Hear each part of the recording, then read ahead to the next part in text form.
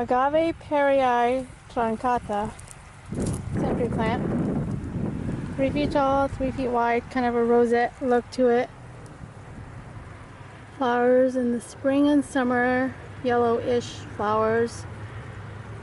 Prefers full sun and very minimal water. I'm going to try and see if I can show it to you from a side angle. Now it is sharp, as in it does have these sharp points. So if you've got kids, you might not want to use this. But if you want a nice succulent in your garden, this would be ideal. Floral parviflora, red yucca. 3 feet tall by 3 feet wide. Red blooms in the spring and summer. Gorgeous red tall stalked flowers. I believe the Native Americans might have also used this to basket weave with, I believe. Maybe. I'd heard that somewhere. This is a nice kind of almost succulent but ornamental grass looking plant to have in your yard when you want just a completely different texture.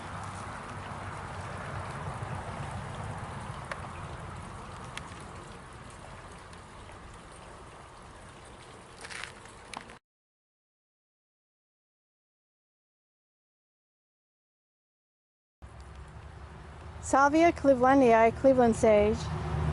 5 feet by 5 feet tall, full sun, minimal water, purple flowers in the spring and summer. What's really nice about this, besides the height factor, it is extremely beautifully fragrant. And you can cook with the leaf, much like however you would cook with sage. I don't normally cook with sage. You can cut off some of the leaves and bring it indoors and use it as air freshener. What I like to do with the leaves is I dry them. I put them into a sash and I stick them in the dryer instead of the dryer sheets. And my clothes and my linens come out smelling like sage.